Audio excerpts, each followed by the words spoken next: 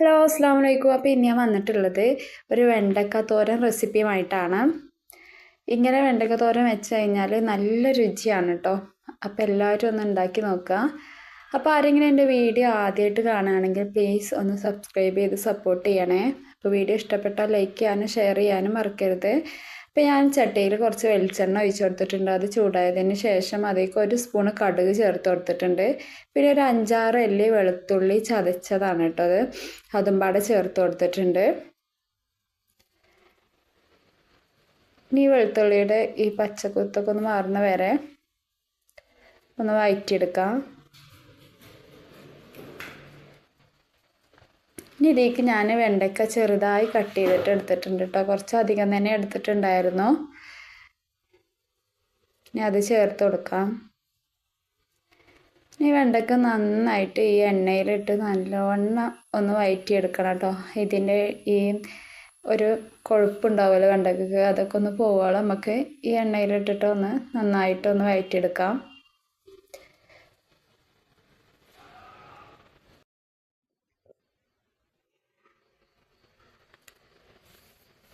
നന്നായിട്ടൊന്ന് വഴറ്റിയെടുക്കാം. ഇതിൽ നമ്മൾ എക്സ്ട്രാ വെള്ളമൊന്നും ചേർത്ത് കൊടുക്കണില്ല കേട്ടോ. വെള്ളം ചേർക്കാതെയാണ് കേട്ടോ ഈ തോരൻ ഉണ്ടാക്കുന്നത്. ഇതിലേക്ക് ഇനി 2 ചെറിയ സവാള ചെറുതായി കട്ട് ചെയ്തിട്ട് ചേർത്ത് കൊടുത്തിട്ടുണ്ട്. അതുപോലെ 2 തക്കാളിയും ചെറുതായി കട്ട് ചെയ്തിട്ട് അതും പാടെ ചേർത്ത് കൊടുത്തിട്ടുണ്ട്.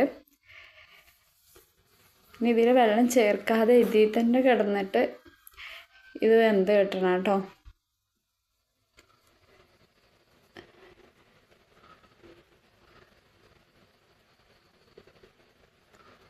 ഇതൊന്ന് അടച്ച് വെച്ച് വേവിച്ചെടുക്കാം.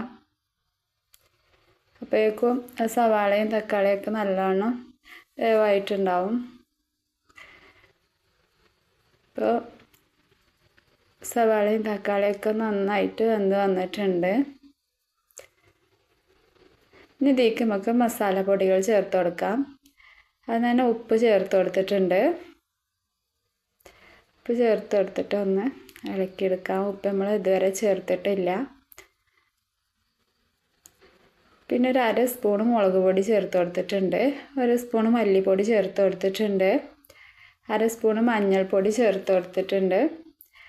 പിന്നെ ചേർത്ത് കൊടുത്തിട്ടുള്ളത് ചെറിയ ജീരകത്തിൻ്റെ പൊടിയാണ് കേട്ടോ. അതും പാടെ ചേർത്ത് കൊടുത്തിട്ടുണ്ട്. പിന്നെ കുറച്ച് ഗരം മസാലയും പാടെ ചേർത്ത് കൊടുത്തിട്ടുണ്ട്. അതും പാടെ ചേർത്ത് കൊടുക്കുമ്പോൾ നല്ലൊരു രുചിയാണ് കേട്ടോ ഇതിന്. ഈ മസാലയുടെ ഒരു പച്ചക്കുത്ത് മാറുന്ന വരെ നമുക്കിതൊന്ന് വഴറ്റിയെടുക്കാം.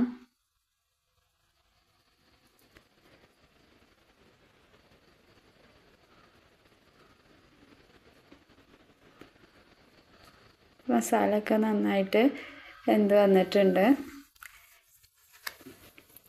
ഇനി ഇതിലേക്ക് ചേർത്ത് കൊടുക്കുന്നത് 1 മുറി തേങ്ങ ചിരവിയതാണ്. അത് ചേർത്ത് കൊടുത്തിട്ടുണ്ട്. കുറച്ച് വേപ്പിലയും ചേർത്ത് കൊടുത്തിട്ടുണ്ട്. ഇത് ലാസ്റ്റാണ് ചേർത്ത് കൊടുക്കേണ്ടത്. പിന്നെ ഈ തേങ്ങ ഇട്ടതിന് ശേഷം നല്ലവണ്ണം ഒന്ന് വറുത്തെടുക്കൊന്നും വേണ്ട. ഇത് ഒന്ന് ചൂടായാൽ മതി കേട്ടോ. അപ്പോഴേക്കും നമുക്ക് ഗ്യാസ് ഓഫ് ചെയ്യാം.